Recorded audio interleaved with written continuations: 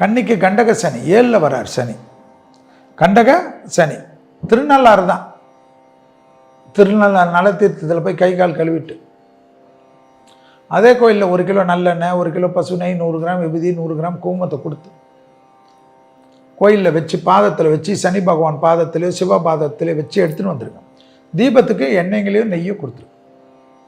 திருநள்ளாறு விபூதி குங்குமம் வைக்கலாமா? எல்லாம் வைக்கலாம், உங்களுக்கு வைக்கலாம். அதே அற்புதமாக இருக்கும். வேற்றுமொழி மனிதர்களால் அதிகாரம் திடீர்னு தைரியம் வந்துடும். ஹெல்த்தில் எல்லாம் கொஞ்சம் அலர்ஜி, சைனஸு, ஒத்த தலைவலி, காது மூக்கு தொண்டை, வெர்டிகோ, ஸ்கின் இதெல்லாம் பார்த்துக்கு.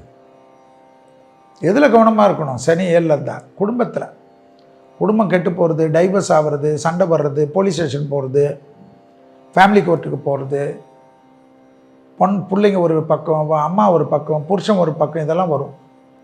குடும்பத்தில் மட்டும் வெள்ளைக்கொடி காட்டிடும். குடும்பத்தில் மட்டும் வெள்ளைக்கொடி, வெள்ளை பெட்ஷீட்டை சுற்றிக்குங்க. குடும்பத்தை விட்டுறாதீங்க. நல்லா வருது.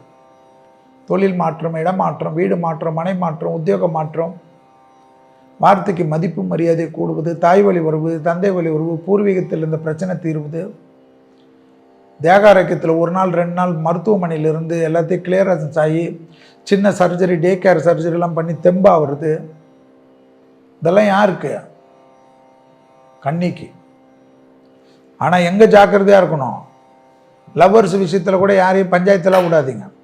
எதுவாக இருந்தாலும் ஐயா அம்மா என் பிரச்சனை தான், என் சாரி தான் வெள்ளைக்கொடி காட்டிடணும், வெள்ளை பெட்ஷீட்டை சுற்றிடணும். அது அற்புதமாக இருக்கும். கன்னியாராசிக்காரர்களுக்கு நல்ல தொழிலில் மாற்றம் வரும். பாஸ்போர்ட் எடுத்து வச்சுக்கிங்க. யாராவது திடீர்னு ஓசியில் கூட கூட்டின்னு போவாங்க. என்னடா செல்வி இப்படி சொல்கிறாருன்னு நினைக்காத, நடக்கும். அப்போ அந்த சமயத்தில் பாஸ்போர்ட் இல்லைன்னா சாரி அடுத்த தடவை எடுத்து வைக்கிறதுக்குள்ளே போய்டும். இப்போவே எடுத்து வச்சுக்கோ. போஸ்ட் ஆஃபீஸில் போனாவே பாஸ்போர்ட் வந்துடும் இப்போலாம். ஸோ ஃபாரின் போகிறதுக்கு ரெடியாக இருக்கணும். ஃபாரினில் இருக்கவங்களுக்கெல்லாம் அற்புதமாக நடக்கும். ஃபாரினில் இருந்து நீங்கள் அதை வாங்கலாம், இதை வாங்கலாம், இந்த தொழில் பண்ணலாம், அப்படி பண்ணலாம், விருது கிடைக்குமா, அது கிடைக்குமா. வேற்றுமொழி மனிதர்களால் அதிகம் கொண்டாடப்படக்கூடிய ராசிக்காரர்களாக இந்த 7ல் வரக்கூடிய சனியால், குருவை வீட்டின் வரக்கூடிய சனி பெயர்ச்சியால் வரும்.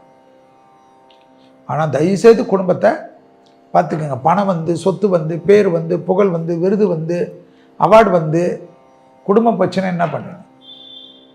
சும்மா வல்லுன்னு குடும்பத்தில் துணை அல்லது துணைவியாரை போட்டு நோண்டாதீங்க. இது வரைக்கும் செல்வி சொல்லிட்டாரு, என் மேலே தப்போ தப்பு இல்லையோ மன்னிச்சிரு, நான் இனிமேல் நல்லா இருக்கிறேன்னு மாறிடு. ஆச்சரியமாக இருக்கும்.